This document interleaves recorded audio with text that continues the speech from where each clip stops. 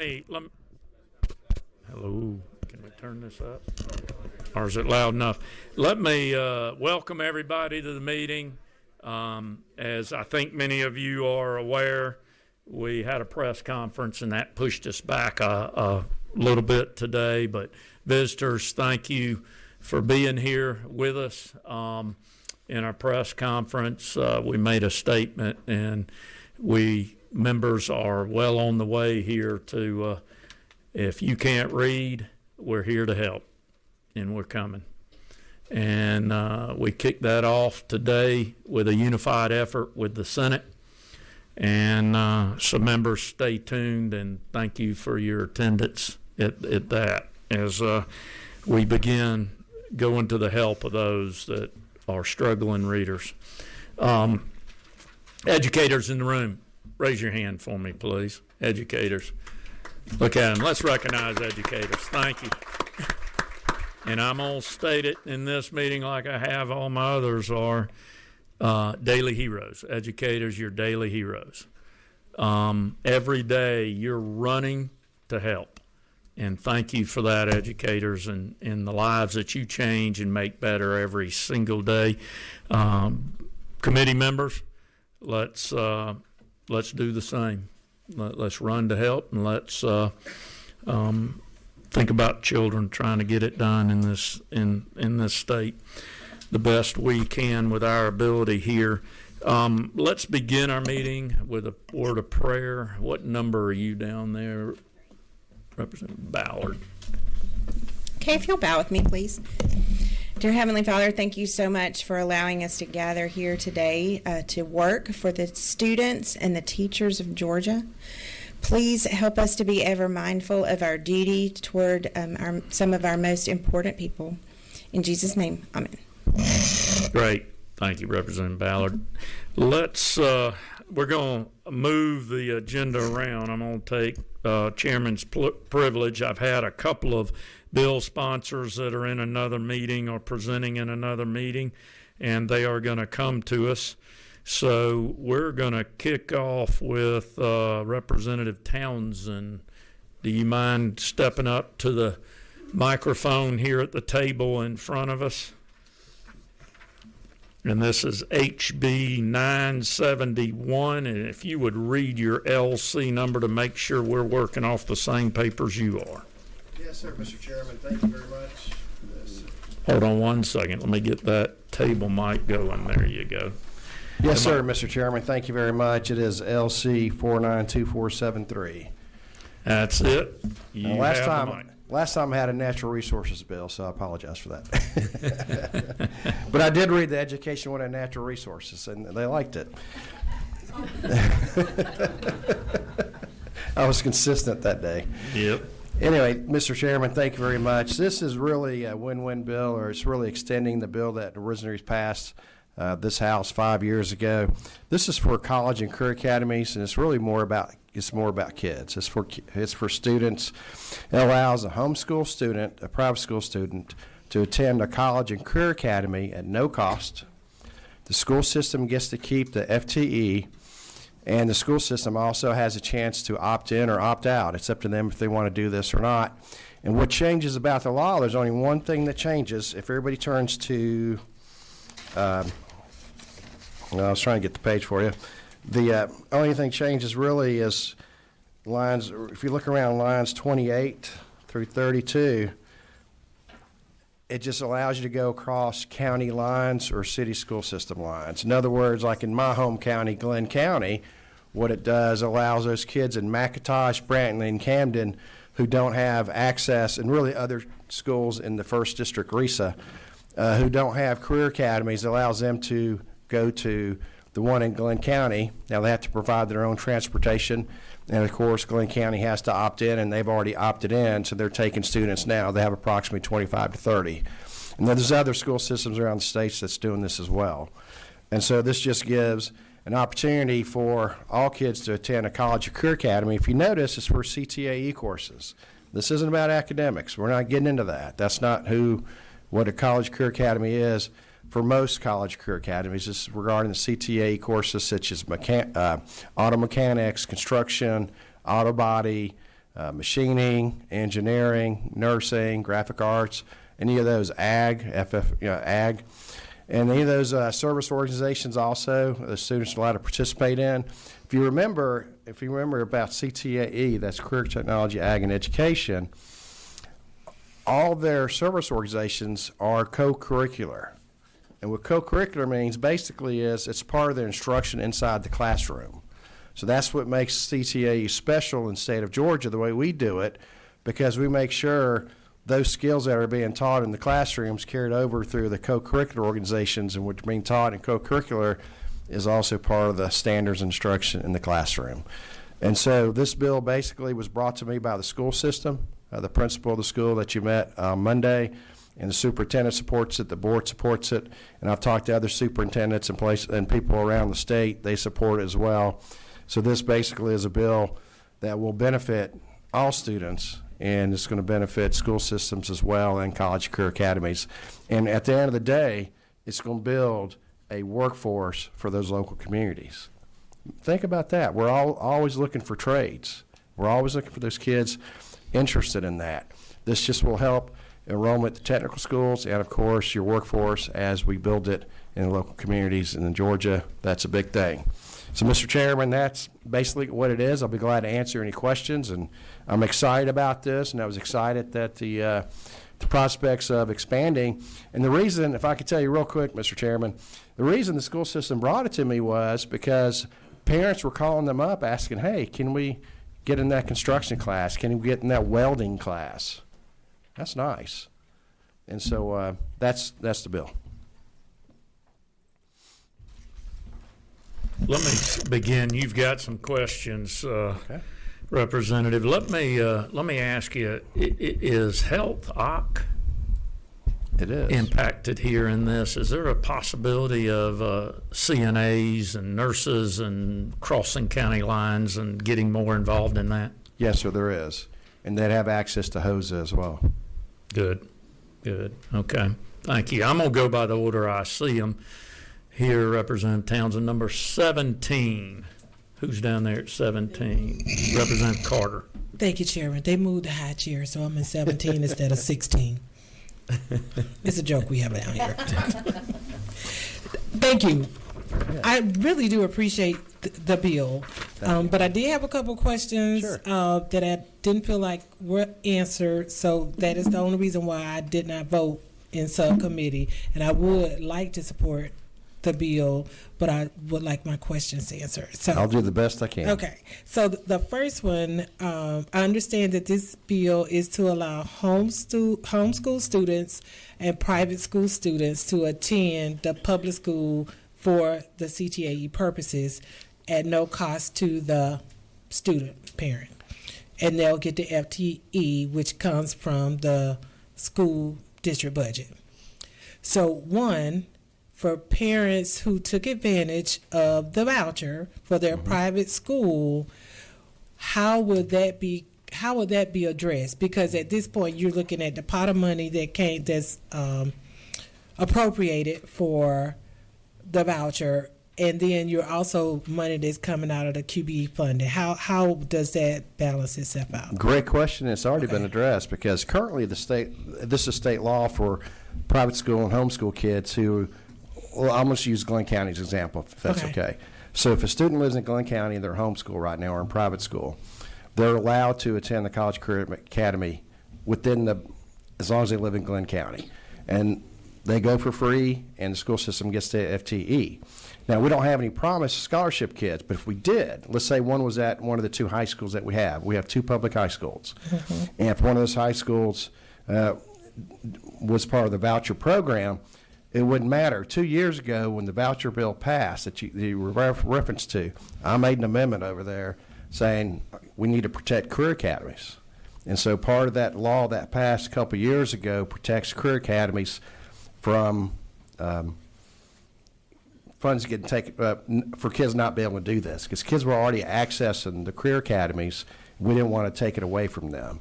So that's already been addressed in state law, so everything would stay. Nothing would change what's happening now in current law. Only thing's changing is the boundary. So Okay, that so helps any. Nothing changes at all. just the boundary lines. Thank you, but you didn't answer my question. So are you saying that in current law, a private school student could take a CTAE course and it be paid for by the state? At a college and career academy. Yeah, because that's what we're talking about, Yes. college career academy. But the caveat is them receiving the voucher, so they'll take advantage of the voucher, and they will also be able to take the classes at the career academies paid for by the state.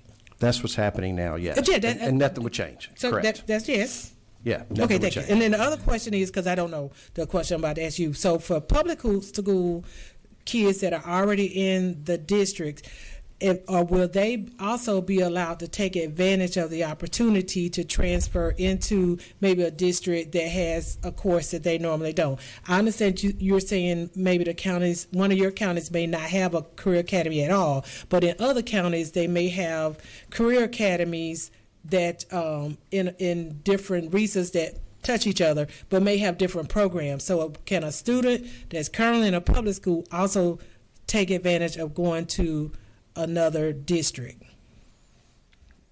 Not under this bill. Now, we can talk later about it, but I mean, if I understand you correctly, you're saying a kid goes to Glenn Academy and he knows Liberty County Career Academy, there's a CCA there, College Career Academy, let's say has aeronautical program. Yeah. And we came close to it ourselves because of Gulfstream down the street. But and our partner, Coastal Pines. So if Coastal Pines ever gets something, we would get something as well, probably. But let's say they wanted to go to Liberty County. According to this law, a student in private school and homeschool would be able to do that as long as the school system opted in. Now, in this case, you're talking public school student. That's a totally different law, different bill, because you're affecting two counties. You're affecting one student leaving a public school to go to another public school. So that would be a different bill, a different law. Thank you. So first question, yes. Second question, no. From my understanding. Thank you. I did check with Let's Council and all that. So you're welcome. And it's been some years, but our students representative do not enroll in two different school systems at the same time. Then they have to form what they call MOUs if they are transferring one of their kids over there for a period in time, so that that student is tracked properly in the information system. Now, we do, thank you, Chairman Irwin, if I can add to that, we do have McIntosh County kids who come to our school, to the Golden Isles College of Career Academy, because they worked out at MOU. So you do have public school kids from another county already attending the one in Glenn County. That happens in the Vidalia area and quite a few other areas too. I know CEC in Noonan does that as well. Okay. Let's go to the next one, number 25. Chairman Chokas, is that you or is that Representative Clark? You. At the appropriate time, I'd like to move this to pass. Okay. Stand by a second. That was a second. At the appropriate time. Mr. Chairman, I move House Bill 971, LC 492473, move do pass. We got a do pass. We also have a second at the end of the table. Any further discussion? Hearing none, all in favor say aye. Aye. All opposed, like sign. Thank you. Your bill passes. Thank you. Mr. Chairman. Be sure to get the chairman's form. Get it I can't do signed. that now, can I? No, just joking. Yeah, give me a little bit of time on that one. All right. All right, let's look at our agenda and see what we can get to. Representative Cox, he's in the room. Are you ready to go, Representative Cox? We'll put you up next. If you would proceed down to the podium, the table in front of me, please. Thank you, sir.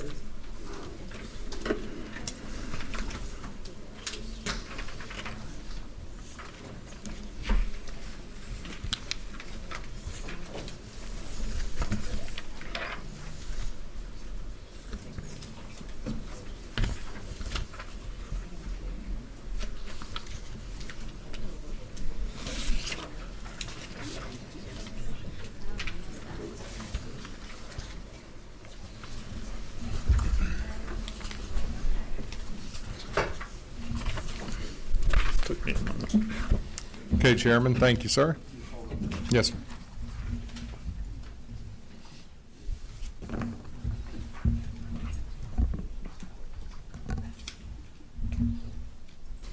As we ask everybody at the podium there, Representative, would you read your LC number, and then we'll turn the microphone over to you. Yes, sir. House Bill 383, current LC number is 492009. Perfect. That's what we have. Mike's yours. Okay, thank you. I want to tell y'all a quick story from our subcommittee. The day we were doing subcommittee, this exact situation has come up. There's a excellent high school football quarterback that has a commitment from a major SEC school, and the major SEC school has an NIL $1 million contract waiting for him when he gets to the next level. At the same time, a high school contract came forward, and an association received a phone call and said, "Hey, should we sign this contract?" And the response was, "If you want $900,000 instead of $1 million, because if this contract's not in place at the high school level, the agent's fee will carry over and take a part of that collegiate contract." So the purpose of this is to protect these high school kids from contracts that have no sunsets and could go indefinitely if we don't pass this bill. So this literally happened the other day from just when we had this situation occur. So the NIL Protection Act is nothing more than protecting these kids. And we want to make sure that once they graduate, they start with a new slate. And I think that story speaks for itself on what that looks like. We had a couple of questions, and floor leader asked one as it related to, let's see here. We had on page 2, which was line items 27 and 28, referring to 9th through 12th grade as the definition of high school. And the question came up, you can be in JV sports and have an NIL contract as an 8th grader. As crazy as that sounds, it's very much capable of happening. So Ledge Council, as I have been talking to, as well as now, I will refer to her shortly in just a second, if that's okay, Chairman, to make an amendment that we had discussed. Also, there will be another amendment adjustment, and I'll let her explain the why, but one of the code sections needed to be adjusted that I found out when I walked in the door. So there's 2 things that we would like to adjust as well. Please understand there's some false information out there that we are the ones that are trying to allow NIL in high school sports. That's not the case. Once the amateur status went away from the collegiate level, you no longer can hold a high school athlete to an amateur status because it's not required at the collegiate or the Olympian status. So the reality is we're trying to protect what's already happening across the United States. This is not about us deciding what child actors can act, what writers can write, and painters can paint, and what athletes can do. But know this, they're not going to use their school logos. They're not going to promote their high schools. It's going to be their name, image, and likeness, and that alone. So ask for your favorable consideration at the appropriate time. But can I refer to Ledge Council, or would you like for us to go through some questions? Stand by for a second, because I'm also going to want you to explain after she talks the changes and how that came about to the LC number in front of us. Let's hit a couple of questions, then we'll refer over to Ledge Council. Number 3 there. Representative Olalier. Thank you, Chairman. Representative, appreciate all your work on this. I support the bill. I believe that high school athletes should be compensated for the value that their name and likeness creates. And we mentioned this in subcommittee, emphasizing the education piece and clearly spelling out the do's and don'ts so that we're actually protecting the interests of those minors and their parents. But I appreciate all the work that you've done on this. Thank you. Thank you. And I know that the athletic associations, there's some programs that can be utilized to make sure that that's occurring, and we will make sure we're working closely with them to make sure that's done as well. Thank you. Representative, and we'll go all the way to the end. Floor leader, I believe it is your mic. Thank you, Chairman. Thank you, Representative Cox, for your leadership on this issue. Just for clarity, I definitely my intent is to acknowledge, and I think that you are going to do this, but just for 100% transparency, I'm not trying to redefine high school as 8th through 12. I'm just trying to acknowledge the fact that some 8th graders play high school sports so that we can allow 8th graders to be included as coverage under the NIL consideration that you're presenting. So I know that in many cases high school is technically designed as 9 through 12. So it's just as it relates to them playing in athletics. I know you know that. I just want to make sure the committee and the folks that are here, we're not trying to redefine high school as 8 through 12 and mandate that somehow. I had somebody confuse that issue that reached out from back in the district, so I want to make sure that's clear. The other thing, and this is not to change your bill today, I think this may actually be as NIL continues to spread across, our country. One thing I'd like to work with you on, and I'd like to engage other advocates for this. I think the testimony that we received from the High School Association that the majority of students that are receiving these contracts are typically in small dollar or not even in actual cash payments, but more, Lord help me, I probably could have only earned the free Dairy Queen ice cream and I would have been in a mess. Not the best thing for an athlete back in my day. But so I don't want to really kind of govern small dollar type levels, but I think our team, our education committee should consider if there's going to be some materially relevant dollar levels, I would like the conversation to go to, I want the parent to have input. I want the child to have the cash or the money invested in them for their name, image, and likeness protected. And I think it may be an opportunity to create trust accounts so that those funds can be held. So you should never have given Will Wade at 17 $25,000. I was not cognitively in a position to know I needed to save that money because that would have been more money than I'd ever seen in my life. I wasn't ready. And honestly, I probably would have given it to my parents because my parents were struggling financially at that time. And that may be fine for families to do that, but I don't want to embolden parents to take advantage of children if they are starting to receive huge payouts.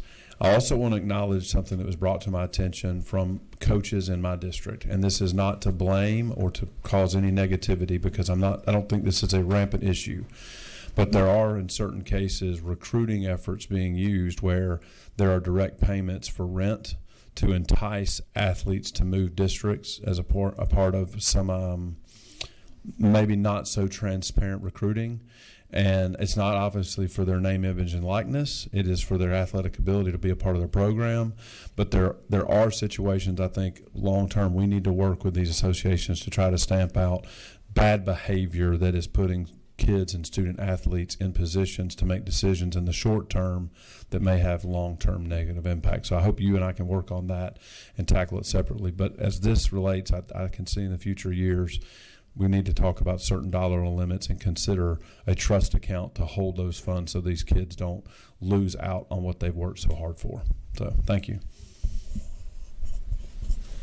Would you like for me to respond to the 3 points? Since it wasn't a question and I'm putting him in timeout, no. It didn't learn from timeout last week. So y'all take that offline. We'll go Old Dawsonville and we'll have a conversation in the back room. Okay. We're going to go to a question, I'm sure, from, as a preacher, front row.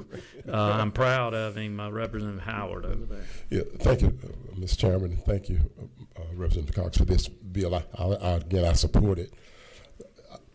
Piggybacking off of this idea of finances for these young people, are there any guardrails up as it relates to financial literacy, them not being able to know what money is, how to handle money, and even when it comes to parents, one of my concerns would be even with parents who don't have financial literacy and they can be taken advantage of.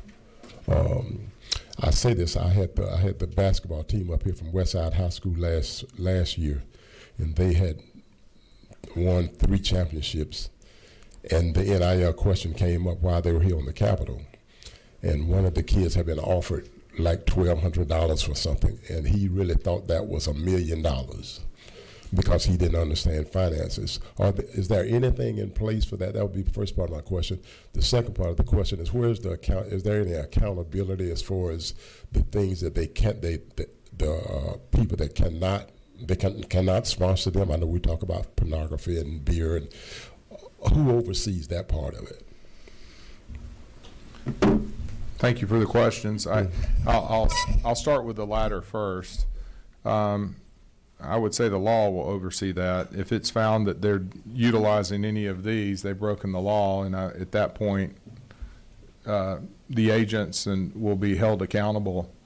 At that point, I believe that's how that would be handled, because we clearly state what products and things. I mean, minors should not be in NIL contracts as it relates to alcohol, tobacco, porn, any of those things.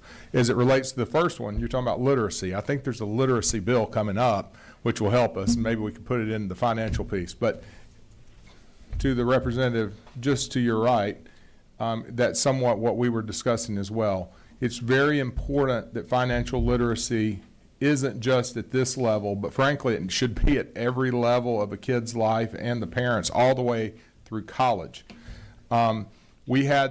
Originally, we had a process where trusts were actually mentioned in the literacy world, and I removed that language after much conversation with colleagues on both sides of the aisle at the collegiate and the NFL level, as well as the high school level. I wasn't interested in seeing, at least with this bill, more government. And at that point, I want to entrust the parents and the guardians to take care of those issues. If they're struggling, as I had said earlier, it's very important that the associations, that we have programs that can help teach that, and I'm confident that that will occur because I've already reviewed information that can help that literacy program. I do not want to see this be codified with trust programs, that how you manage it, the cost to do all these things.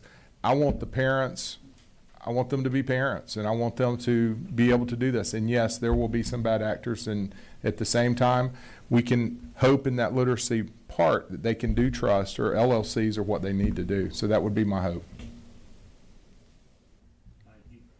Thank you. Number 27, Representative. Thanks, Townsend. Mr. Chairman. Representative, thank you for this bill. I think it's a really good bill, and I think you hit it nail on the head when you said a lot of people are thinking you're trying to start NIL, but you're not. No. And so I appreciate that. But the question is, what are the penalties? You mentioned penalties, like if there is a bad actor out there, like an agent or something like that, doesn't do what they're supposed to do. Well, at that point, you've broken the law, and I think that would be determined by the court system, which is for them to determine. I mean, you're not allowed to do these things. If you do it, then I'm not an attorney, so I will defer to the attorneys in the room. Are there attorneys in the room? The reality is, ultimately, that's what our court system's for. Okay, thanks. Mm-hmm. Okay, I think we're at the stage, if we can, let's turn it over to Legislative Council. Is that number 13 is your number? We'll cut it on, and why don't you start with the part, Representative, that you want her to discuss? You mentioned there were 2 changes. Yes, sir. So, and Representative Wade brought this up just a minute ago as it related to high school, and you're correct. We're 100% not going to redefine high school. It actually will, but that's where we referenced from, 9 through 12. The actual point, I believe, is going to be on, and you can correct me, Leg Counsel, but I believe it's page 3, 38 through 42. I think that's where we're going to insert 8th grade, but we need to really define a student athlete could in fact be an 8th grader, and this, I think, is where we're going to land that. So, and Leg Counsel, would you? Yeah, I can read that. So this would add to the definition of student athlete. So at the end of line 42, add, and 8th grade students who participate in or are eligible to participate in an interscholastic activity or athletic activity on behalf of a participating school. And that's after the code section? Yes, that's it. We're going to restate it. Members, we're going to restate that to you. and let's all make sure we're getting into this. What I'm understanding is you're adding 8th grade Yes, sir. into this. Uh-huh. And then the language begins on line 42. Is that correct? Yes. Okay, would you read it again for us, please? Yes. So this would be before the period, so the same sentence. So adding, and 8th grade students who participate in or are eligible to participate in such interscholastic athletic activities on behalf of a participating school. Okay. I'm going to let you digest that for a second, group. And then let's allow questions along this addition, not others or other changes. We're talking about this addition to line 42. Representative Carter, 17, I believe. Thanks, Chairman. I was following you. I thought when our other friend was speaking. So they're in the 8th grade. They're participating in interscholastic athletics in a participating school. So are there participating schools that are not high schools? If you're an 8th grader You in middle school for the most part. and you get called up to play on JV sport in your high school, That's okay. That was the clarity because that the I 8th needed. grader could already have an NIL contract. Yes. So we want to make sure that NIL contract as an 8th grader is also sunsetted at the end of it. 8 through 12 is what this means. Okay. You asked because my Okay. clarity was that the 8th grader was playing in high school athletics. That was Yeah, which would be JV as Yes. it relates to the Thank you. association. Thank you. Yes, ma'am. Okay, further questions along this addition on line 42? Okay. I would need, for this addition on 42, a motion and a second.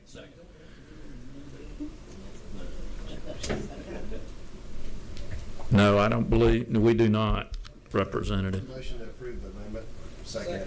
Okay, we've got a motion and a second by, somebody raise their hand down there, and we've got a second for this amendment here. I'm sorry, we haven't made a motion on the bill yet. Yep. You're correct. You're correct. Let's back up for a second. If we know this is in place, so hold your thought. You're all right. Let's do this. Let's see if we can get this bill moving, and then we'll add the amendment. All right.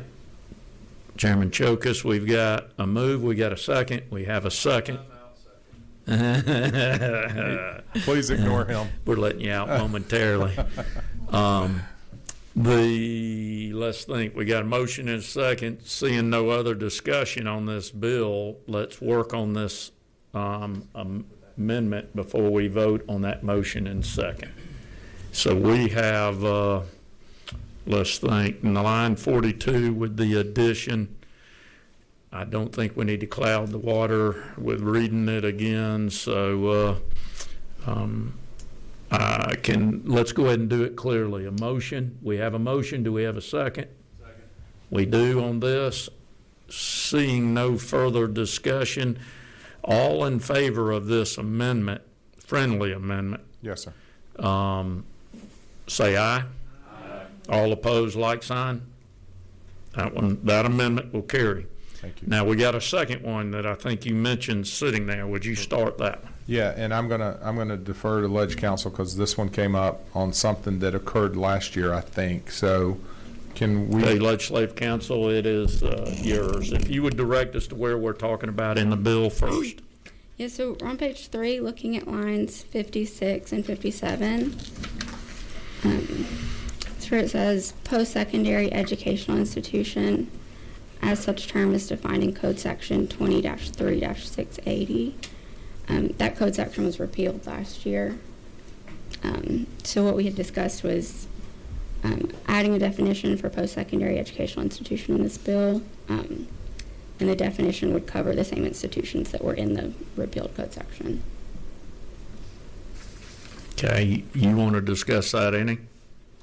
No, I'm thankful we have legislative counsel to tell us that it was repealed, because I did not know that that occurred. So So thank that you. code section was repealed. It was repealed. And we're adding it with language that still carries the statements there of post-secondary educational institutions as such term is defined. So we would just strike starting with as such term as defined in code section Gotcha. 20-3-680, and then add a definition of post-secondary educational institution in the definition section. Gotcha. So then you'd add the definition. Members, questions? Read that definition one more time. We're striking the words as such term is defined in code section 20-3-680 and adding. Yeah, so adding a definition, it'd be on line after line 37, a new paragraph 8. The post-secondary educational institution shall have the same meaning as eligible post-secondary institution as set forth in code section 20-3-519, which again references the same institutions that are in the repealed section. And then redesignating paragraph 8 as paragraph 9.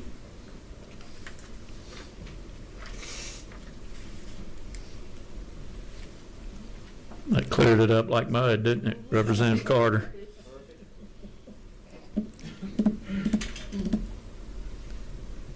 So we're page 2, after line 37, there'll just be a new definition 8, post-secondary, that's going to give us the definition with the new code section. And on line 56-7, as such term is defined, that's being removed, since that was changed, I think, last year. That's how I understand it. Any questions? Let's vote on that amendment. Well, yeah, we need a motion in a second. We got a motion again. Do we have a second? We got a second. All in favor of this amendment with these changes we just discussed, say aye. All opposed, like sign. Hearing none, that amendment then will be added. Now I believe we are on to approving this bill or not approving this bill. Let's do this at this time. Seeing no questions, let's vote on this. We have a motion and a second on the floor. All in favor, say aye. Aye. All opposed, like sign. Thank you, Representative. Your bill passes. I'm glad I could make it lengthy for you guys. I apologize for the mud. Thank you. Get your chairman's form signed and let's move on. All right.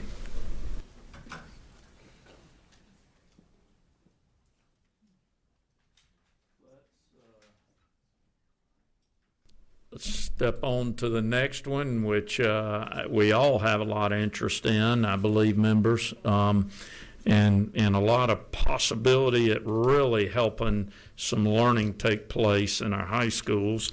So, Representative Hilton, if you would, let's go to HB 1009. And as you walk down there, please read your LC number to us, and then we'll turn the microphone over to you.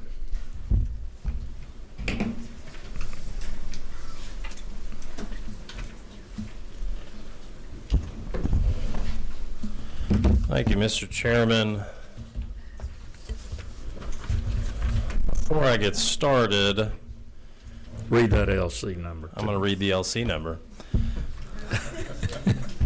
LC 492527 is what I'm working for. That's perfect. Awesome. That's it. Before I get started, too, I'm going to just put my phone away. I like that. Yeah. Good job. So don't ask me anything too hard, so I don't have to refer to There you go. You guys can put yours away too if you want. No. Thank you, Mr. Chairman. You were listening to Eye of the Tiger on the way in, and my Spotify had a song, and it was kind of interesting. It came up today. It's a great song. It was really popular about 6 months ago, called Dusty Bibles. And if you guys get a chance on the drive home, bring that song up.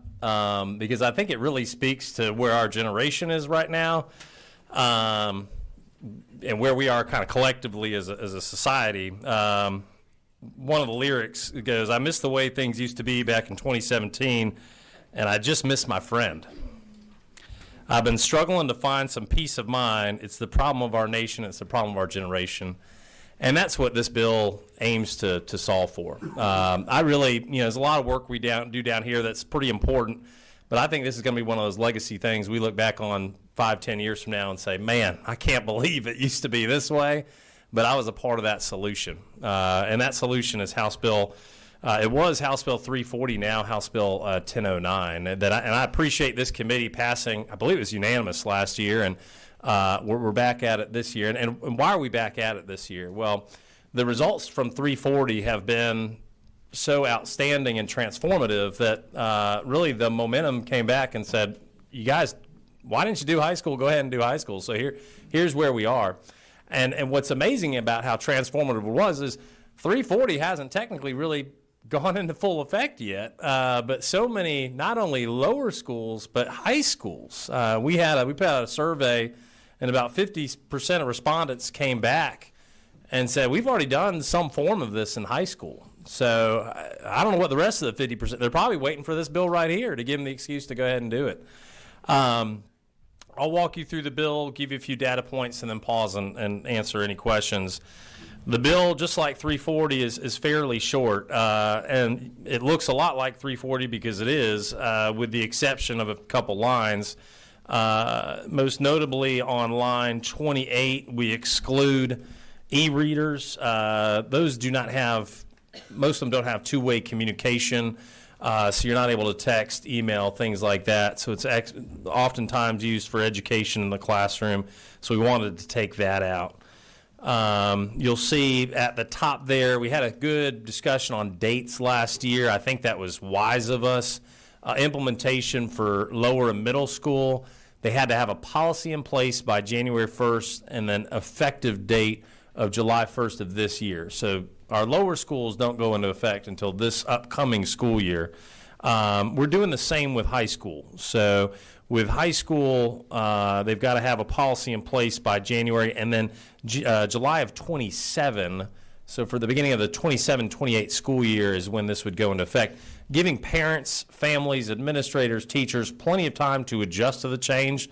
And like I said, many high schools around our state, nearly half of them have already done some form of this. Thank you to the chairman and many others. You'll note on line 54 through 56, we do realize high school students have different responsibilities. We offer different opportunities for them, and so we made sure to exclude dual enrollment, work-based learning, apprenticeship programs, anything that may call them off of campus. Obviously, we want them to have access to their cell phone for that. A couple things were brought up to me along the way. Most notably, Scott, we've seen, have you considered, this is a bell to bell, right? So beginning of the day to end of the day. Since last time I was in front of you, I think we had roughly about 9 states that had done some sort of policy. Now we're up pushing about 40 states. So this has really caught fire nationwide. Of those nearly 40, I think the number is 35 states that have some policy in place. More than half have a bell-to-bell policy. And those that don't have a bell-to-bell policy are actually working on legislation now to move it that direction. We surveyed our teachers, and the teachers told us this. They said with a bell-to-bell policy, they had about an 80% satisfaction rate. Those that had a instruction time policy was down to about 50%. And we know why, intuitively. Why is because instruction time, what we're trying to get away from is the teachers being the cell phone police. Teachers want to teach, kids want to learn, And if they're having to, and I know I've talked to some folks about discipline policy, right? A bell-to-bell model is the best model for discipline or taking away discipline. If you're instruction time and the teacher's saying, no, that's a detention, that's a discipline, we're trying to get away from that, right? So that's where the bell-to-bell comes in. There's a number of studies that have been done here in Georgia, most notably Georgia Southern and Emory University. They've studied both schools that have it currently in place, and they also surveyed teachers, hey, what do y'all want to see? And I thought the results were just amazing. 87% of teachers, and this is a huge survey put on by Georgia Southern, said personal devices are a major source of distraction in their classrooms. 87% of teachers in the state. 95% said that personal device use is negatively impacting kids' ability to learn in the classroom. I thought that another stat, less than 10% thought banning these would impact school safety, which is another kind of question that we get from time to time. I'll just close with this. I wish you guys could have access to my email. The number of emails I get from parents, teachers, and I'll tell you, even students, and that's the one that really surprises me, is I have students that email me and said, Representative Hilton, I was hesitant at first, nervous, I didn't know, and they, about 2-3 months post-implementation, it's like a whole new world for them. Chairman Chokas shared a great story for those in subcommittee. He hosted 2 school groups down here at the Capitol, one that had implemented a policy, one that had not. And just the difference in advocature, how they would look at you, and those that had implemented one were regaining social skills. And this is what the data tells us. When you have a bell-to-bell cell phone policy, your grades go up, your bad behavior goes down, your test scores go up, social and emotional well-being improves across the board. So I'll pause, take questions, but I thank this committee for your work on a number of issues, literacy, safety, and I think this fits right along with all that. Great. Thank you, Representative, and good bill and well thought out over the years that you've been doing this, and so appreciate your efforts and drive for this. Let me begin by asking you a question here. Is it your experience that these phones can be used by bullies to bully other students? Yeah, there was a mother, for those of you in subcommittee, you got to meet her. It was a heartbreaking story. I don't know if she's with us here in the audience. I don't see her, but her son actually passed away, took his own life from cyberbullying. That was happening during the school day, during the school year.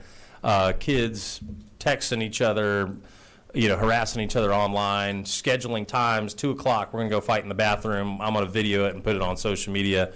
That's the type of behavior that I don't want in my school or classroom, and that's what we avoid through policies like this.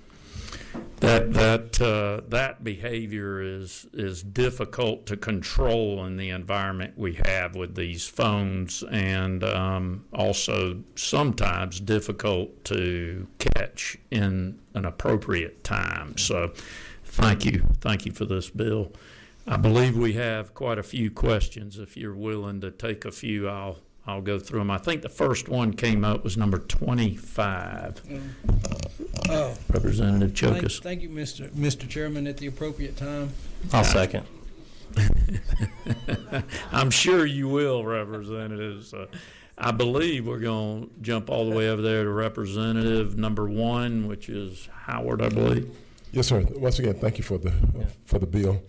We know it works. Short story, last year when you had the elementary and junior high schools, there were some pages behind me on the floor, and I told them about the bill, and they told me, well, you all can do anything you want to do, but we'll find a way to use our phones.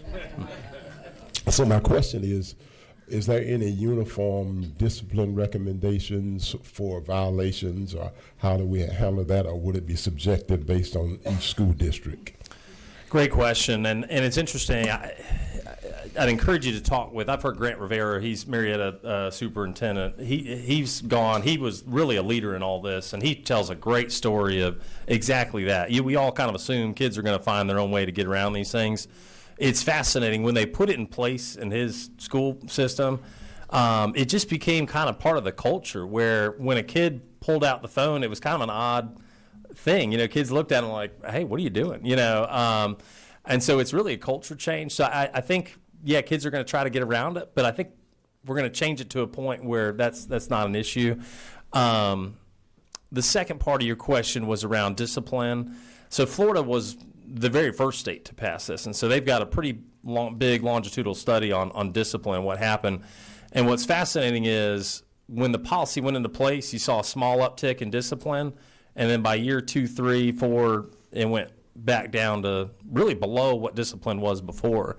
Right now, I would submit to you the patchwork policies that we have across the state are creating more discipline issues. Whereas if we have kind of a uniform policy, then you're going to see consistent discipline across the state. Yeah. Thank you. Number 16. Lupton. Thank you, Chairman. Representative Lupton. Thank you, Representative Hilton. I love this bill. My kids are not in high school anymore, but boy, I wish they had had this. I think this is going to be an incredible boost to mental health, and oddly enough, because it's a boost to mental health, I think it will be a boost to school safety. Thank you so much for bringing those pouches that you have to the subcommittee for us to see a good example of what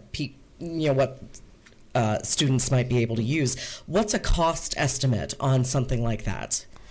I'm going to quote a number, and there's probably people behind me that offer these that are going to whack me in the head for being wrong. I believe it's anywhere from $18 to $30 a pouch. $15 I'm hearing from here. I don't know who this person is. Do I hear 12? Going once, going twice. Yeah. We did learn going through 340 last year that school systems are able to tap into the school safety grants and resources, so that does qualify. Most importantly, we want a system that works best for whatever school. So some have used pouches, things on the back of the door. Yeah, it doesn't have to be necessarily expensive. And my follow-up question was what's the life of a pouch? Like, you pay $15-ish for it. How many years can you expect to use it? I'd text somebody to ask, but I don't know. But you've put away your phone. Yeah, let's do this, Representative. Let's That's get fine. that offline there. Keep moving. Thank you very much. Thank you. Yeah. Thank you. Members do not see any other questions at this time, so let's, there we go, number 17. I thought she was going to ask. So the cost for the pouches that we're mandating, there will be no additional funds, but you're saying the whatever safety funds the state has allocated, that the school system districts are going to take the funds out of that. They can, those are eligible to be used for a program like that, or schools can go the free route. There's a number of different options that schools can do. What's the free route? Tell them put it away. Yeah. Oh, yeah. Okay. I can tell you that. Yeah. So basically, the mandate is for them not to have the school, not necessarily invest in additional costs of pouches. Correct. Thank you. Correct. I will offer, if anyone on the committee does have a high school student that I'd like to name the bill after, you're welcome to do that as well. I've threatened to embarrass my daughter by naming it after her. But. Okay, no further questions. Do I have a motion and a second? I'm looking for a motion. We have a motion and we have a second. Seeing no further discussion, let's vote on this. Let me look at it here myself again. House Bill 1009, which is LC 492527. All in favor say aye. All opposed, like sign. Your bill passes. Thank you, Mr. Chairman. Get your signatures you need. Thank you. Good bill. Yes. I'm wondering if next year we're going to be adding the first 4 years of college to another bill like this.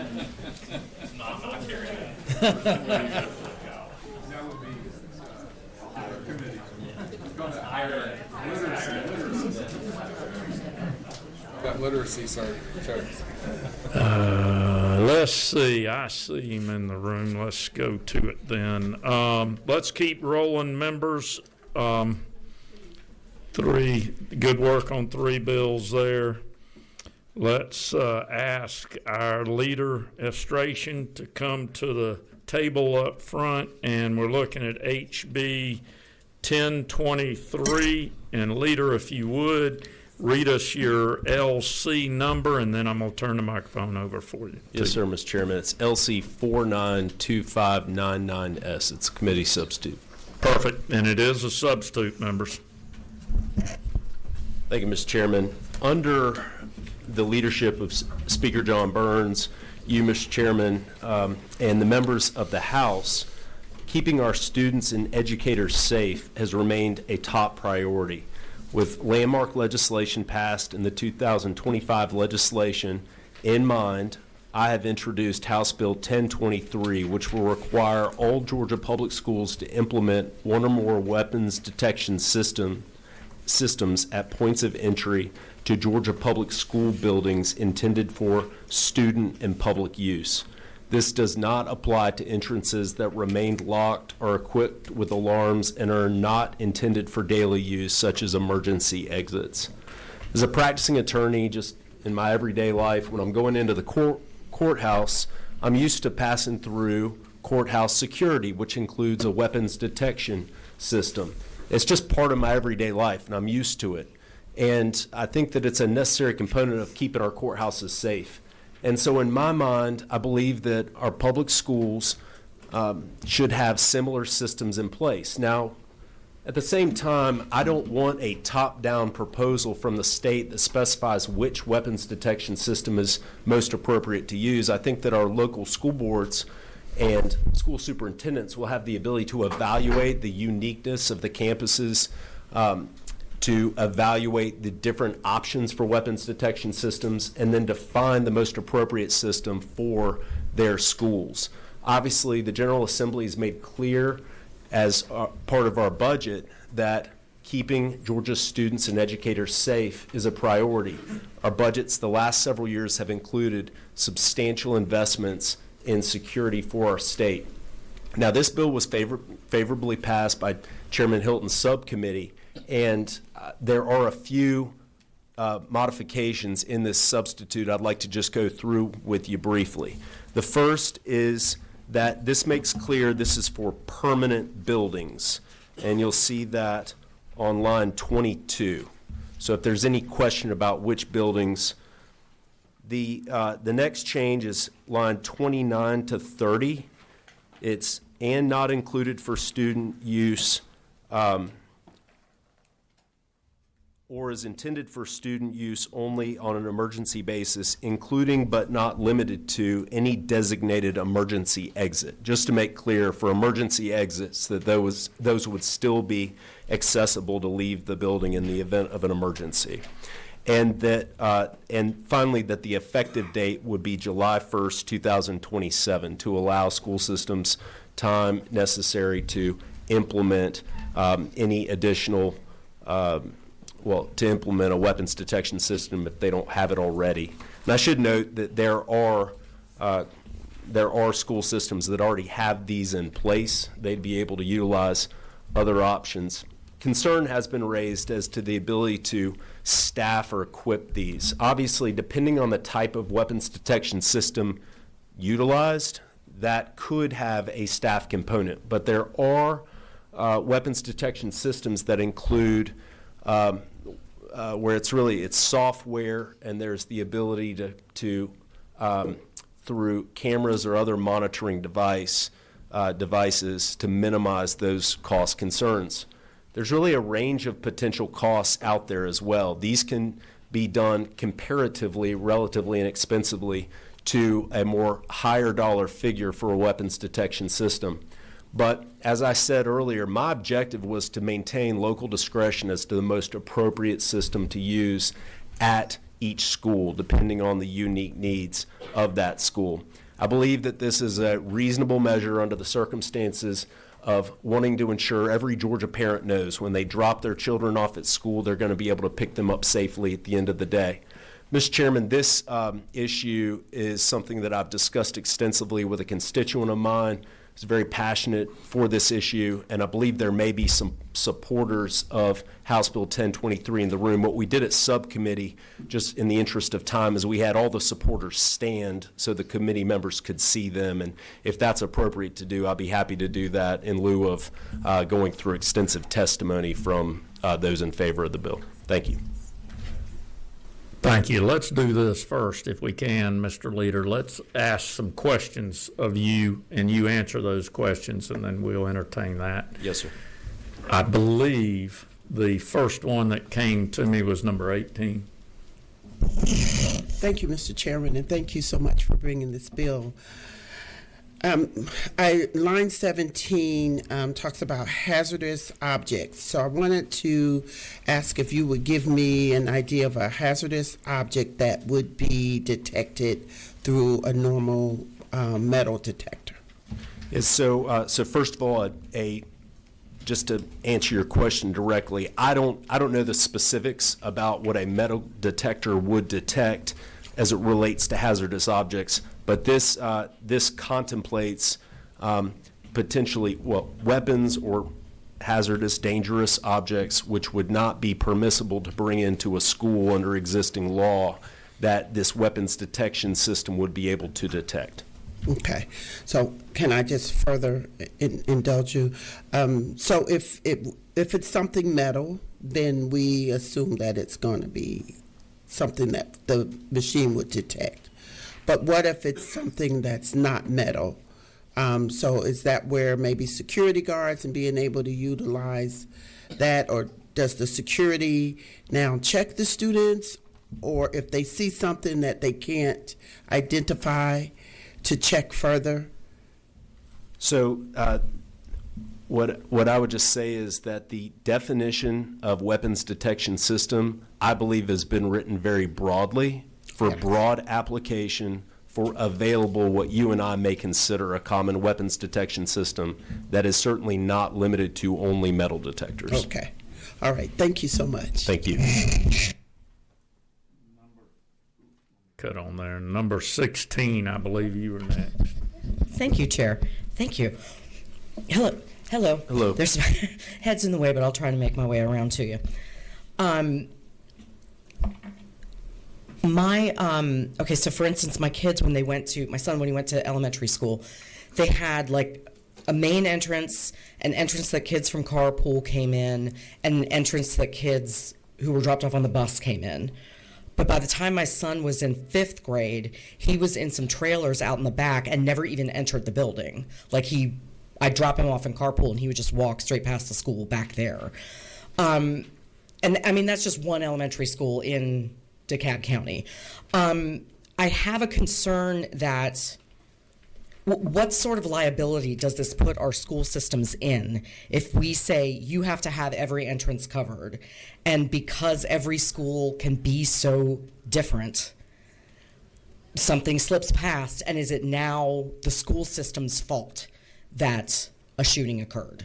I'm concerned about that. Yeah, I don't see that this in any way changes liability. It's just my opinion on that. I'm sure there are attorneys in that area who could comment on that. And that issue hasn't been raised with me since I've introduced this bill, but I don't see there being any difference in liability standards simply because this state would require a weapons detection system is to be used. Okay, one more? Sure. I don't have any idea, besides a metal detector, what a weapons detection system could be. Do you have other examples of what this could be? Absolutely. So if you enter a major sporting event these days, or a concert venue or things like that, there are now these systems that have these pillars up, and if you walk between them, they are able to detect the presence of a weapon without the need to empty your pockets or take other steps. Now, I want to be very clear. This is something that I have passionately worked on without working with any vendors. There's no recommended vendor for use here with that. But I'm just familiar with that from going to sporting events and seeing that the technology has advanced now in many ways where it's not a common metal detector or a TSA type experience. There's less intrusive ways that people can be checked. Okay, thank you. Number 25. At the appropriate time. Thank you. And it's not in just a second, by the way. Number 29. Briefly, just to help the sponsor, I'm in the banking industry, and I've worked at a financial institution that had a weapons detection system, and it had the ability to detect certain chemicals as well as materials that might not necessarily be a weapon at the time, but components of weapons, so they can be detected so someone wants to try to assemble it once they've gotten into it, like blasting caps, detonators, wiring equipment. So the technology has gotten so much better, and the cost curve has come down, so those are some things that can be added. And you're not suggesting that you are going to make specificity as to what the capability of those are. That will be left up to the local school system. That's correct, sir. Thank you, sir. The definition written, I think, is broad to allow discretion for local school systems. Let's go to number 2. Thank you, Mr. Chairman. Thank you, Leader. So I know both of us in Gwinnett County, and you know we have a lot of buildings and a lot of schools, and we already have those detectors in our high schools and middle schools. We still have a lot of elementary schools. And when you start thinking about installing those devices in schools and the operational costs continuously down the road, because it's not just a one-time investment for the equipment, but you also have to invest in the people that are going to manage and provide that support. And I know you talked a little bit about software, but you'll still need bodies. You'll still need people to enforce some of the, if something does happen. Can you go back to cost, just talking about the cost, and see, because for the schools themselves, it's pretty hefty amount to fund, at least in Gwinnett. Right now, we're looking at about $6.6 million for which they get from the school safety grant. Do you foresee, from a cost perspective, if that additional funding will be provided by the state?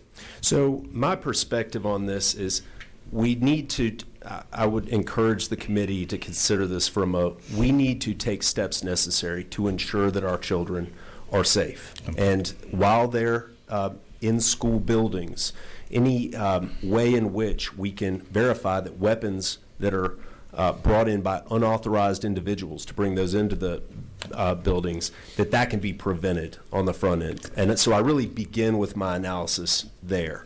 Now, there is a range of costs, and there is a range of whether or not staff or manpower is necessary to support these systems. There are some systems that can be employed without the use of manpower, as I understand it. It's really a software-generated detection device. There are other systems which would involve the presence of individuals there to actually do the checking, right? If it's, say, a wand, for example. So there's a huge spectrum of that, and obviously there's a difference in costs. It is my belief that with existing grants, that school systems could employ options to allow for weapons detection systems in the public schools within their district. If there is a desire, let's say, we're in Gwinnett County, and Gwinnett County voluntarily implemented a certain type of system at middle and high schools, as you just pointed out. And if Gwinnett County has decided to implement a more expensive or extensive system voluntarily within that school system, that's their choice. Okay. Thank you. Number 3. Thank you, Chairman Leader. Thank you for bringing the bill. Cost is my biggest question. I don't think anyone up here is against wanting to ensure that the safety and protection of our children while they're in school. Most high schools and middle schools, at least in my home school district, APS, already have these systems in place. And so the costs has less to do with those levels and more to do with what Rep. Adina was speaking to elementary schools. They're familiar with costs. Again, having these systems, these comparable systems at the high school and middle school levels. The figure that was relayed to me was $3 million per elementary school. It might be less than that. Again, this is just the number that was shared with me. My next question was, how many elementary schools are in APS? There are 49 schools. And so we keep, I am supportive that the previous bill that was brought forward is an incredible bill. And it will be drawing from the school safety grants, which is a limited resource that we're providing on an annual basis.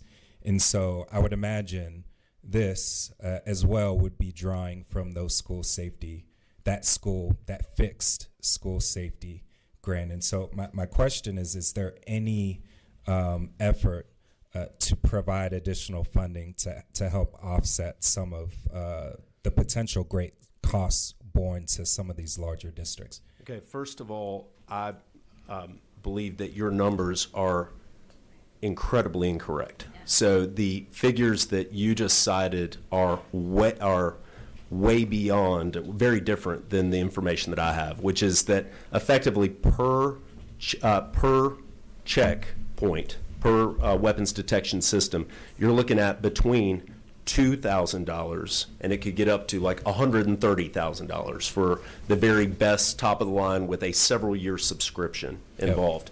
Nowhere close to the figures that you just gave. So I just want to begin there. I think that the information you've received is very incorrect. The next thing I would say this is, of the tax dollars that I spend for my local school systems, taxpayer money being spent to ensure that kids are kept safe, I think is money well spent. I agree. Right. What's the? Well, I would just say this, that as I said a moment ago to the other representatives' questions, I begin from a place of what is it going to take to ensure that this building, public school, is kept free of weapons brought in by unauthorized individuals, and allowing local discretion to implement that. What I would just submit to you, there's nothing more important than the safety and the futures of our children, and that we shouldn't be bogged down with incorrect figures about cost when the outcome is that important. And again, I think we both share a common focus and agreement that nothing is more important than the safety of our children.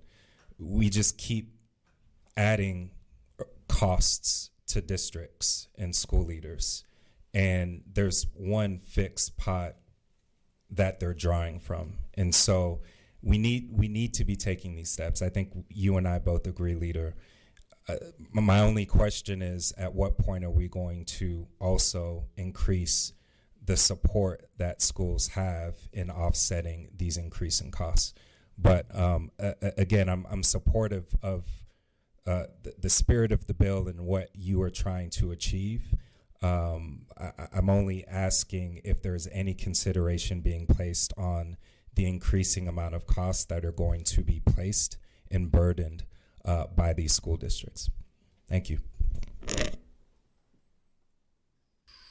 Let's just keep working. We've got a lot going, guys. We got a little bit of time, but we got another bill to cover too. Number 27. Thanks, Mr. Chair, Leader. Thank you for the bill. I totally support this bill. And my question is a question and kind of a comment.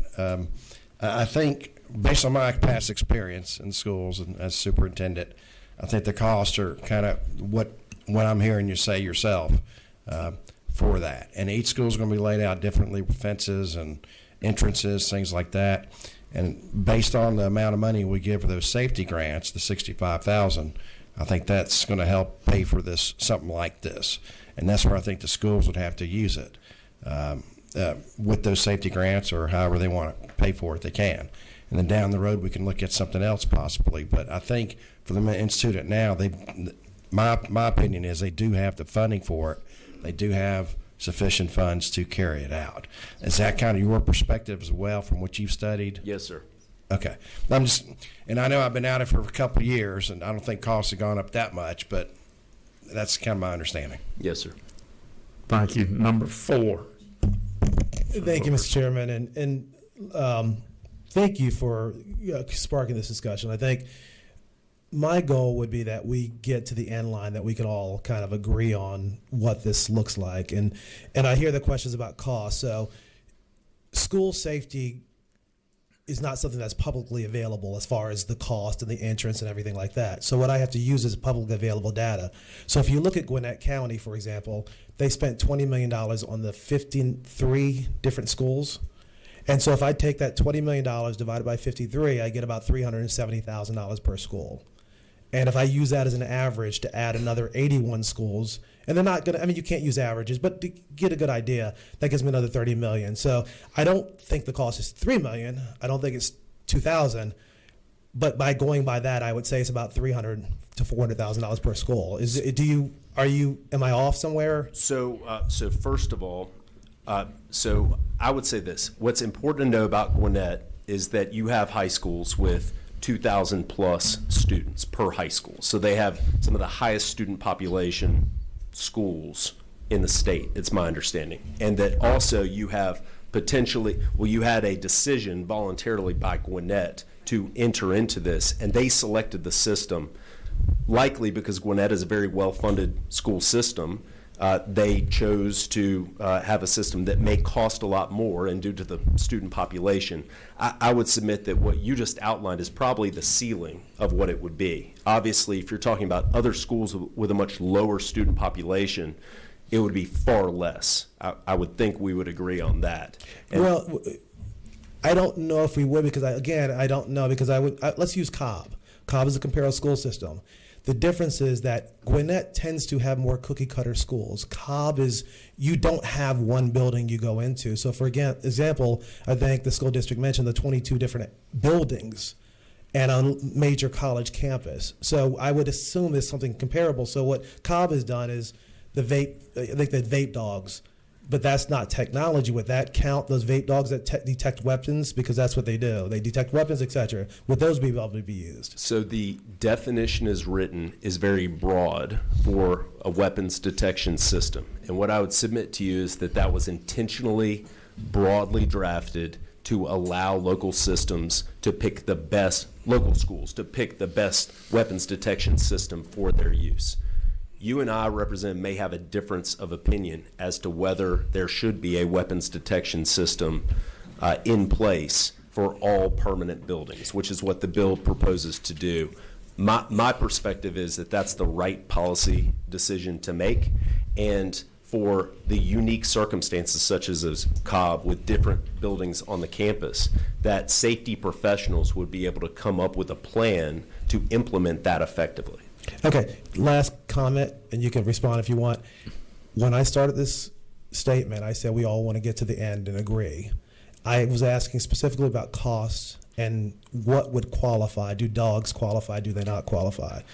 So please do not say that I don't want the systems there. I'm just trying to understand what the cost is and the impact when you have multiple entrances. We got it. Let's go on. I think we've got number 19 wanted to respond with an answer too.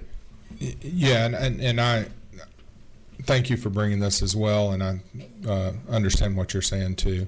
So I know in Forsyth County, and I as I've talked to you, I had struggled, and as I've worked through some of this, in line 17, code section 20-2-751, you all can pull it up. He gives you some excellent definitions of exactly what we're talking about, and what we're talking about in Gwinnett County is a very high-end AI-based system. That's not what's being required by all schools. You can have just walk through basic metal detectors that meet these requirements as well, which is significantly less. In Gwinnett County, for instance, they've already paid the nut to get this done, correct? That's right, middle and high school. So I think a lot of our systems already have a lot of the structure in place because our law enforcement's actually moving in that direction. I would highly encourage the school systems that are struggling to go with metal detectors if they can't afford it and begin to upgrade as the technology costs continue to go down. AI is the ultimate way to do it. If you can afford that, if you can't, I understand. I think many of us understand the needs, and at that point, I think there's grants as well, correct? Well, let's get to questions. Thank you. Yes. That's my statement. Yes. Nah, not time out yet. He stopped when asked. All right. Representative number 15, Representative Paris. Thank you, Chairman. Thank you. Thank you, Mr. Majority Leader, for bringing this bill. I can only imagine the fear of parents that have children in school now and not ever knowing whether or not something's going to happen there. So I completely understand the premise of the bill. Just personally, back when they had the big shooting in Texas, I have grandchildren that don't live too far from there, so it was a very scary day. I have a very fundamental question, though, and that is, have we already made it unlawful for people to carry guns that are unauthorized personnel on school campuses? Yes, ma'am. Okay, I think that's a good thing, and this is just reinforcement. I hear a lot about the cost, and I understand that that's our position. We deal with the money every day, but any loss of life is just priceless. So thank you for the bill. Good. Thank you for your support. All right, number 29, you've been blinking for a while, too. I've been in timeout. Yes, sir. I'm learning my lesson quite well. I would like to ask this as a question to you, Mr. Chairman, and to the sponsor. Would it be appropriate, and would you allow me to remind the committee of what Governor Kemp and the legislature have done as it relates to school funding since 2019? So you're asking, are you going to give us some figures? Yes. On this? It addresses the cost concerns that have been mentioned, I think. Very briefly. Exactly. Very briefly. Yes, sir. Would it be true that Governor Kemp and this legislature began a line item funding for school safety grants in 2019, had added additions to that over the years based on what we are experiencing as the importance of school safety? And is it not true that local systems have also met that objective and included school safety expenditures through their local SPLOST? And this is a partnership between the state legislature, our governor, and the local school systems. And with that, I would like to call the question. I think you've done a phenomenal job addressing this in a balanced and very, very thoughtful approach. Thank you. I'm going to allow one more. I know you're calling the question over there, but I'm going to allow one more because he has been blinking for a while, I believe. Representative Howard. Yes, sir. Thank you, Mr. Speaker, and thank you, Leader, for the bill. Of course, we know that school safety is, it's on front of brain for all of us. I had discussions with my school board folk in Augusta over the last couple of days, and we've already rolled out of the 11 high schools, we've rolled out 8 metal detectors already. And to your point, I asked the question, or somebody did the research and wanted to know whether detectors would have deterred any other shootings or anything over the past 5 years, and the answer was probably not. But one of the comments that they made was, the superintendent says, but the students feel so much safer simply because the metal detector is there. And they talk about how they feel free, they feel okay, are much safer moving around. But the caveat to it all was that maybe they got the high-end metal detectors as well, but maybe not the AI. But they're having to man those metal detectors, 2 persons at every metal detector at 8 schools, which is costly to them. And that question to me was that anyway, or if there are other grants that can help just with the operational piece, not the capital layout, but just the manpower to keep this going on a regular basis. Maybe once we get better, we can get some of the AI where we won't need to man them. But right now, they're manning 2 persons at 8 schools for the ones they've already done. So a little extra grant money or whatever, how we can do that to support that, I think it would be good for schools. Yes, sir. Understood. We'll let one clarify his number, and then we're going to call the question. Number 3. Thank you, Chairman. Leader, my apologies. Long day, misread of my figure. That was $3 million total for those 49 schools, so roughly $61,000 per school. So I did want to take that one on the chin. Yes, My sir. fault. No problem. Okay, Thank you. let me do this, Mr. Leader. You said you had a group that you wanted to stand and stand only. Yes, sir. Explain who that group is to me. Believe they are individual Georgia citizens here to express support for House Bill 1023.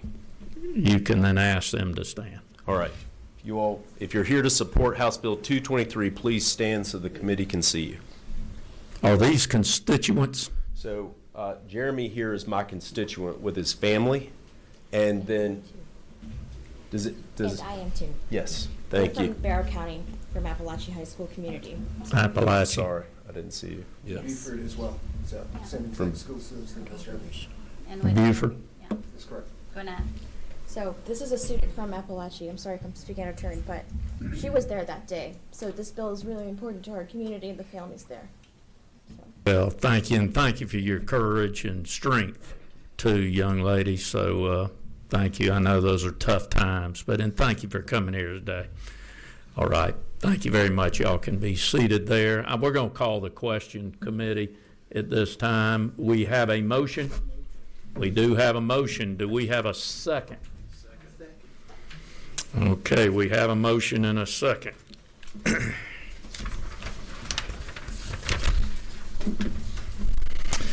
Okay, let's see. We are on HB 1023, LC 492599S.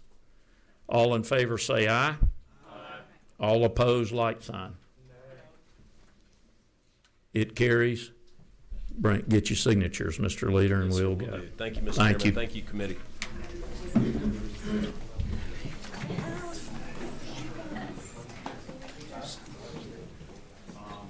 Thank you so much.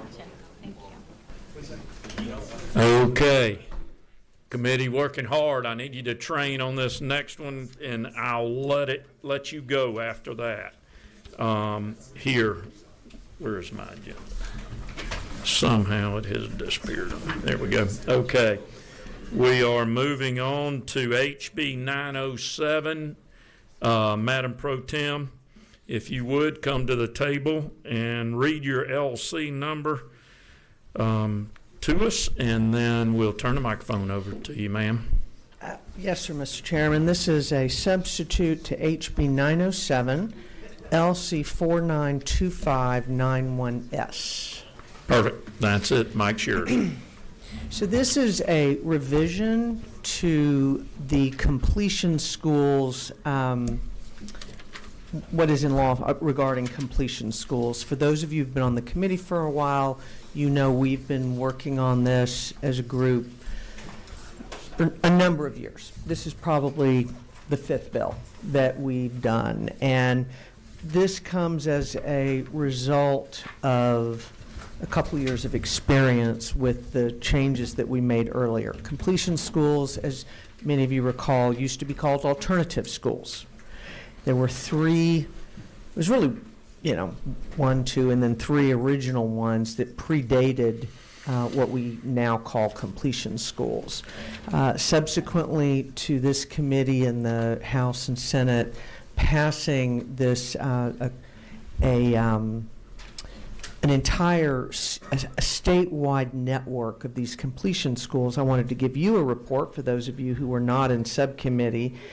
We divided the state up into 7 zones, honoring to the degree that we could the 3 pre-existing what we now call completion schools.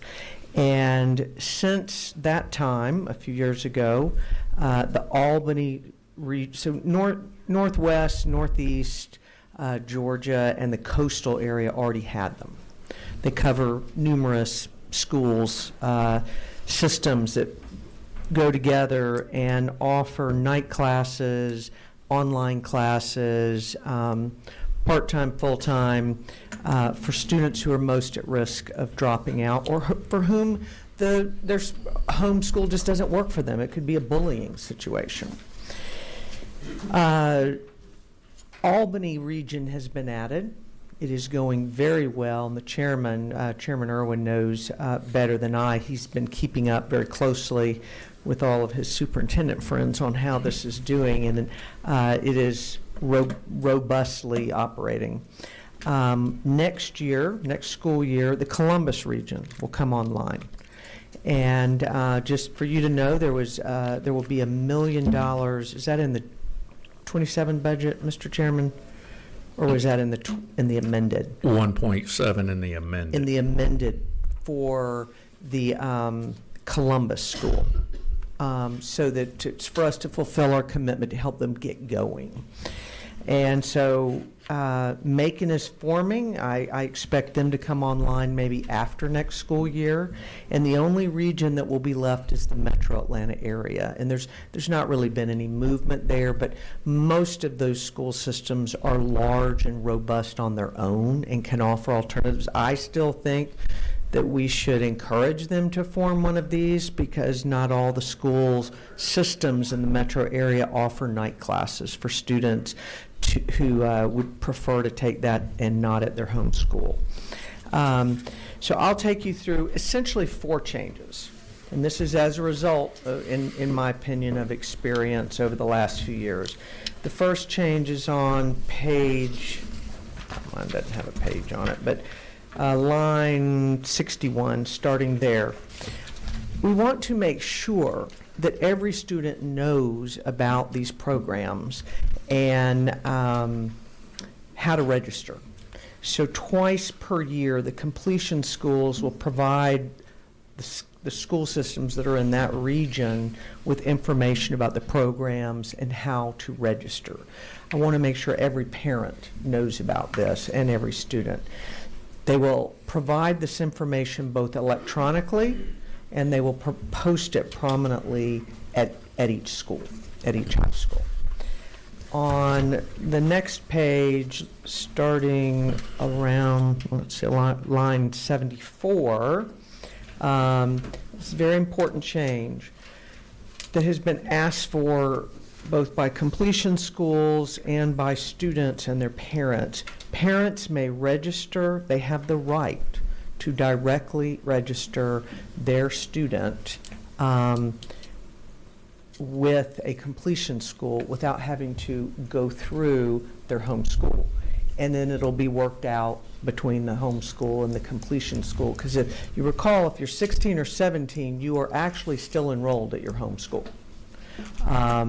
So that all of your graduation, all those test scores go back to your home school. But as the chairman has mentioned to me, sometimes these students, maybe they had a bad experience at their home school. Might have been their own doing. I'm not, assigning blame to the school, but they feel more comfortable going directly to the completion school. And in the age of technology and electronic communication, this can be handled. If they've already, I use the word quit because dropped out has a federal definition. If they've already quit and unenrolled, then the completion school and the resident school system shall work together in coordination to get that child registered. The next change comes on the following page in section 2. And this, let me come back here. This makes it clear that this is I call this the Rockdale issue, but it's really beyond Rockdale, which is in the metro Atlanta area, and this could be in the Macon area currently too.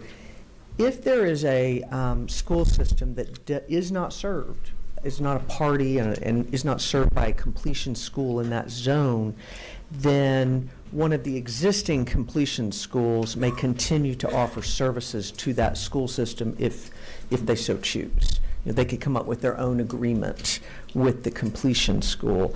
That helps make sure that we have this option in some school systems that may or may not ever be in a zone which would be the metro area. I believe it's Foothills is offering services now to quite a few students in Rockdale. The previous legislation had a deadline that's coming up in the next few years, 2028, that they would have to cease those services, because the thought at the time of that bill was that there would be a completion school in every region, and there may not be one in the metro area in time.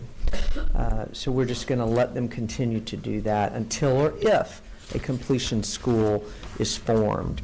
And the final change, and this is what used to happen before we made these changes, is that but we're going back to this, school systems will provide, I call it leads, kind of like sales leads, to the completion school for students who fit the criteria down before. If they've missed if they're chronically absent, or if they've quit, they've withdrawn, but they have not enrolled in another public school. And so it tells you what information you would supply to the completion school so that they can reach out to the student and their parents to let them know of the services that are available to try to be frank, recruit these students back into a program because the goal is we want them to graduate from high school or to get as close as they can to just make progress. But ultimately, the goal is that they would complete high school. And with that committee, I will certainly stand or sit for any questions. Great, and you do have at least one question. Okay. Let me point out to the committee for a minute, as I'm very versed in this with having written bills for completion schools. These are students that are at the late in their career with us.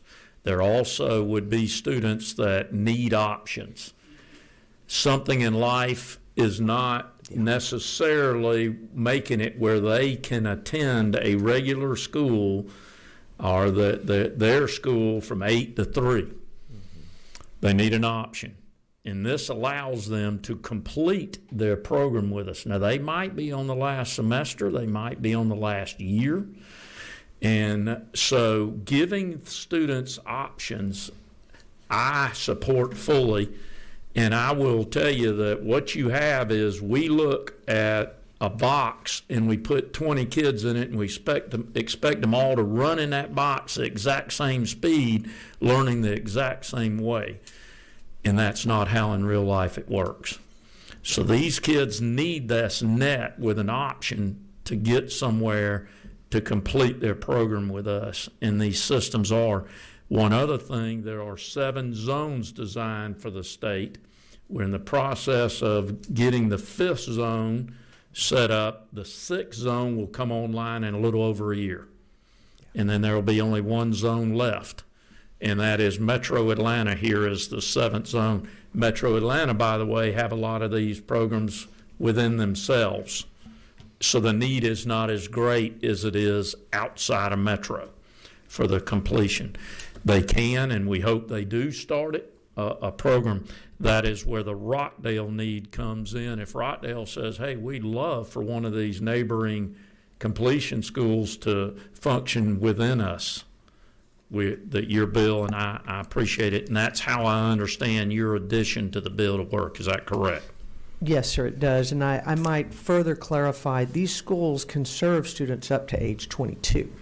It's just after the age of 18, they directly enroll at the completion school because they've, in most cases, already been counted as a dropout by the federal definition. They're an adult, and they directly can enroll in the school. Also can work with our RYDCs. That's right. And that's very beneficial to us in that situation. So I will entertain a few questions, but Madam Pro Tem, thank you for the effort on this bill, and let's continue giving options to these kids. Number 25. The appropriate time. I heard you. That number 17. You've been blinking, Miss Carter. Thank you, Chairman. Thank you for bringing this bill. My only question is about the instruction. Are these live instructors, or are the students gaining their instructions from some type of computer program, similar to what they do at YDC?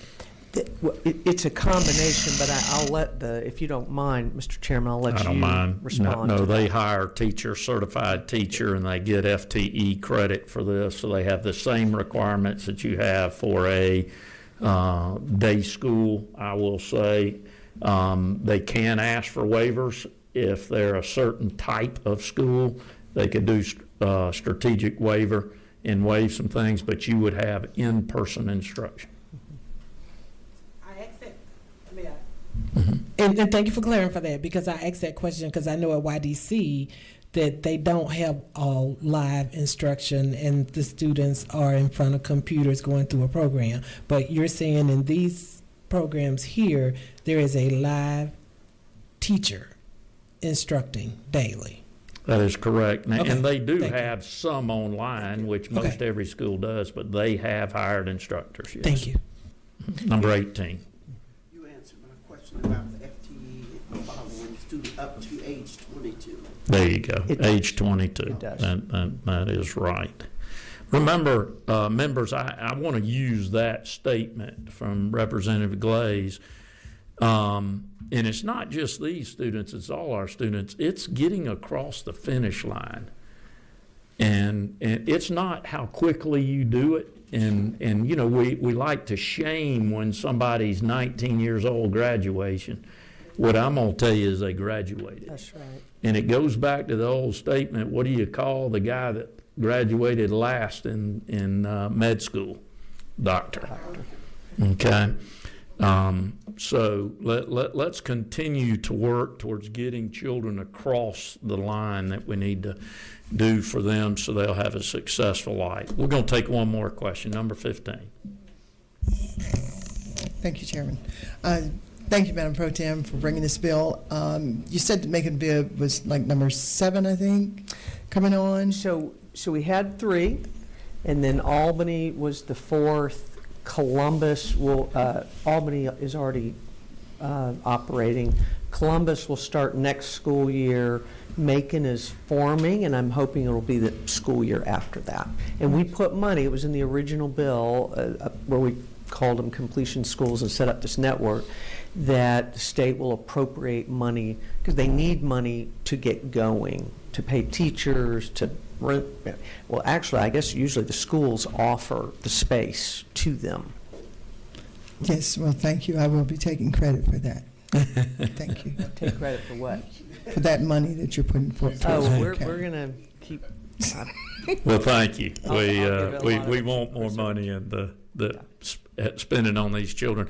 We're going to call the question. We've got a motion. Motion. We got a second. Let me look at the LC number. It's HB 907, LC 492591S. All in favor say aye. Aye. All opposed, like sign. Your bill carries. Let's get those signatures, move on. Thank you, Mr. Pro Tem. Hey, we're adjourned, guys. Great job. Great work, team. Thank you.